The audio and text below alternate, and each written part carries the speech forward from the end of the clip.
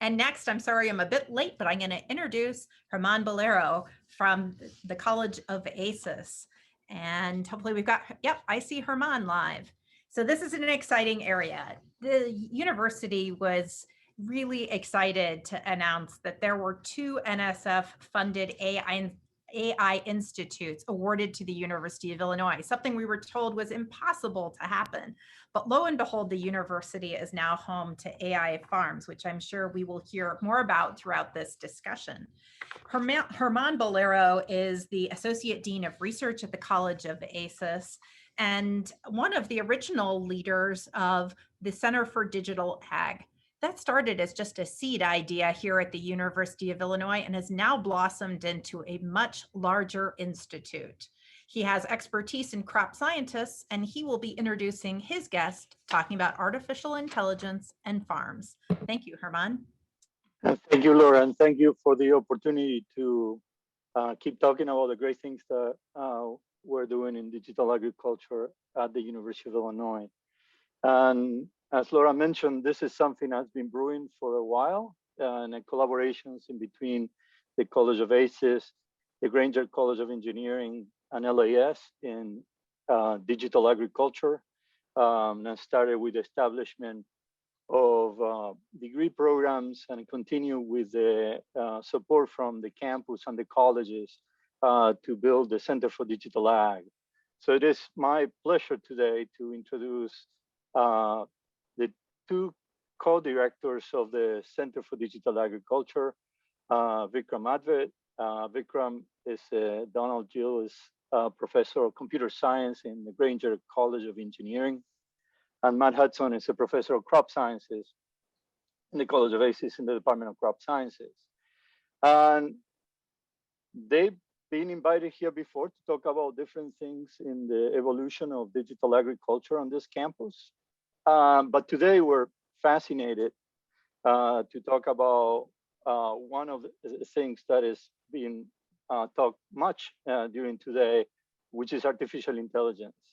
And the artificial intelligence for future agricultural resilience, management, and sustainability is what we call AI farms, all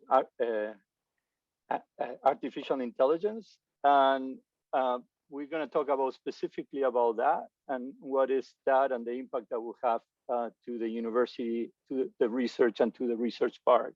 So I'd like to start with the big picture question to Vikram. In terms of if he can tell us a little bit about AI farms and how it became to be and the big picture hypothesis or goal of AI farms. Vikram? Yeah, thank you, Germán, and thank you for the kind introduction. And I really appreciate the chance for us to talk about AI farms and CDA to this audience. So AI Farms is formally a national AI institute that was launched as part of a White House-driven program to drive research into AI and also into important societal applications of AI. Because as I'm sure all of you know, over the last 5 to 10 years, AI technologies have advanced dramatically. And they continue to advance at a breathtaking pace, but they really are poised to have significant impact in many different disciplines. And so the National AI Institute's program has been created to focus on how AI can be used in these different disciplines. This includes agriculture, but also a number of other ones like material sciences and physics, biology, and others. And the AI Farms Institute is funded at the level of $20 million for 5 years and brings together quite a wide range of researchers and faculty in disciplines spanning computer science and agriculture. The big sort of 20,000 foot vision of AI Farms is that there are a number of very difficult challenges in agriculture, modern agriculture today, that are difficult to tackle with human capabilities or conventional technologies alone. And AI can have a very significant role in tackling those challenges. very broadly, the two pronged focus for AI farms are, one is autonomous systems, and in particular using that to optimize the impact of labor. And the second is machine learning for heterogeneous data to use that for prediction and sensing. And That's Matt, do you have anything to add to that? Yeah, I just wanted to add one thing, which is that AI farms, it's great that we have this wonderful institute on campus. And I think they were right to give it to the University of Illinois, but I think it would have been hard for us to get this institute without the investment that campus and the College of ACES and the College of Engineering have made in the Center for Digital Agriculture. And this was done back in 2017 when digital agriculture was not on the tip of everyone's tongue. And I think that was a very timely investment. It allowed us to get all the right people together, get everything in place. So we were very well lined up for this opportunity. And I don't think it's the only opportunity that we're going to hit, but I'm anticipating we'll have a lot of other synergistic projects with AI farms within CDA, but AI farms is definitely a flagship. I appreciate that, Matt, and I think that you bring up a really good point, which is that this big issues, these big questions, and as we've seen all day today, cannot just be answered by one discipline, cannot be answered by just a small group of people. You need to put a large group of people working on this large group of disciplines to turn an interdisciplinary approach into a transdiscipline, which will hopefully be digital agriculture. But along those lines, we haven't done this by ourselves. You guys haven't done this by ourselves. Could you tell us a little bit about the partners that are part of this institute? Sure, yeah. So you're absolutely right. I think the AI Farms brings together 7 different institutions. We really have been able to pull together some world experts broadly in the area of data-driven techniques for agriculture. And this includes faculty from Michigan State, Bruno Basso, researchers from the Donald Danforth Plant Sciences Center, such as Todd Mockler, experts in sensor networks, such as Supratik Guha from the University of Chicago, and also very importantly, Tuskegee University, which is an 1890 land grant institution. They have very strong education programs in both agriculture and engineering, and they're long-standing partners with Illinois. And we're working closely with them on a number of education and research initiatives as well. Thank you, Vikram. And I think for me, one of the treats of being involved in the Center for Digital Agriculture and the collaboration with Granger is to be able to interact with people like you and many others in engineering, being able to go to the South Farms and speak the same language has been fantastic. Taking you to the Farm Progress Show, which those are big gems of this relationship. But my question is, in terms of, and I want to divide it into the 2 areas, because we got the engineering, computer science area, and then the more biology. And I have 2 people here that are perfect to answer that. And in terms of the AI technology, where do you guys see the most potential to have impact? So yeah, I think that there are a few different technologies. AI is a very broad area, right? I'll just focus on maybe 3 important categories of technologies that I think are especially poised to have impact in the next few years. So the first is computer vision, and computer vision, in particular machine learning on computer vision data. This is very important for problems like high throughput phenotyping, which is used in breeding, also for detecting plant disease and stress, especially detecting early indicators of these. Also 24/7 monitoring of livestock in order to make livestock management be much more effective for the health and welfare of animals. These are not trivial. So the central challenge, I would say, in using computer vision for these areas is that you have very high data rates and compute requirements for computer vision. And moreover, there are some difficult challenges for computer vision in, especially under open air conditions or uncontrolled conditions or low light conditions in farms. So there are some difficult research challenges, but it's one important technology. A second one is autonomous systems. And in particular, we think that cost is a major issue. The way that we want to tackle cost is to explore teams of low cost, mobile, autonomous robots. And these teams can do many activities in production farming, in high throughput phenotyping, and so on. But this is again, and these robots can be supported by drones and sensors and edge computing, which are other supporting technologies to develop overall autonomous systems in practice. Again, there are challenges there, such as increasing the level of autonomy of these robots while keeping cost low, and also ensuring that humans can supervise the activities of these robots. And the third broad direction, which we think has a real potential for impact, is machine learning and predictions using heterogeneous data, which is a major challenge in agriculture. Obviously, data sources are extremely diverse and span many different spatial and temporal scales. And data mining on this kind of heterogeneous data sets is a really interesting, powerful capability coming out of AI. Matt, would you want to add something from the bio side of the center?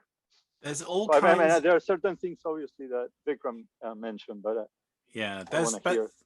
That heterogeneous data question covers most of it, right? But there's a lot of very domain-specific applications there that require a lot of development. So, I mean, for example, in my field, plant breeding is something that traditionally requires a lot of skilled human intelligence to make genetic gains every cycle.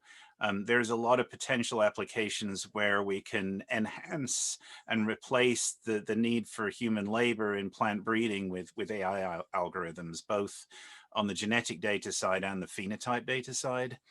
And there's a lot of similar applications in animal breeding and a number of different ag research areas. So most of those we have some projects in, but particularly in plant breeding for resiliency. So that's, I think you both touch on something, which are the limitations or the barriers. I want to go back to that and ask you, is there any glaring barrier or limitation, the application AI in agriculture that you're seeing down the road or current? Well, I can start on that one. The biggest limitation I see right now currently is that AI already works extremely well in clean environments with clean data. So for example, automation and machine vision within manufacturing environments, finding identical components. Farms are not like that, right? Every farm is different. Every plant is different on every farm. The environment is dirty. It's difficult to get equipment to operate smoothly and reliably in it. The training data set may not be the environment on individual farms. So AI can work on a farm, but it has to be a lot better and more advanced AI than you might use in a manufacturing setting. There's other problems too, because once you get functional AI that works on a farm, in order to get the data up and down to the farm, you need effective wireless broadband internet connections to the farms you're operating on. And depending on where you are, that's often not available. And finally, farmers have to actually adopt the technology. And that's both a cost issue and a trust issue. The trust issue is getting increasingly important as we see a lot of AI-based social media networks and others people are treating with increasing suspicion. Farmers tend to be nervous about giving confidential data within their operation out. And that's another barrier that we have to overcome. Vikram, do you have? I think Matt covered it really well. Yep. So they tell me that we're almost at a time. So I want to ask, I don't want to forget about something which is very important for us, which is, tell us a little bit about the educational component of AI farms. So I can do that too. We have educational programs at more or less all levels. We have a number of K through 12 programs because we want to get students excited. Like we were talking about, this is probably the most advanced and challenging area of artificial intelligence technology that's out there. High school students don't always perceive doing higher education in agriculture in that way. And so we want to change their perception of it. And we've got programs through 4-H, we've got programs in teacher training, in CS and other areas. We've got undergraduate degrees that are crop sciences plus computer science, animal science plus computer science. So we're trying to bring that transdisciplinary research that we're doing into the undergraduate programs. We've got the ICANN program through computer science, which is means for people with other degrees, such as ag degrees, to get to the level in computer science that they can take graduate degrees and develop software professionally. And then we've got a new master's in engineering in digital agriculture that is going through the approval process right now, and we hope to make available soon. And finally, AI Farms is going to pay for a lot of PhD level training and research students that are going to be coming onto the job market in the next few years. Thank you.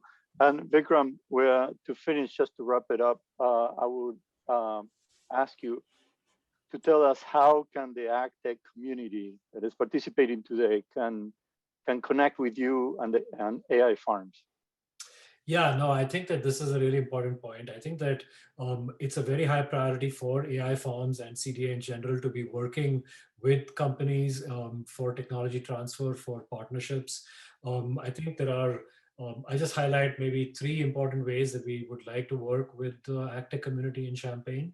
One is come and talk to us about any technical challenges that you face, because what we'd love to do is to identify a collaborative research project that we can use to help target that. We do have a fee-based industry program which you can use to learn more about our work. The third one is that what Matt mentioned, the master's degree program and also the certificates.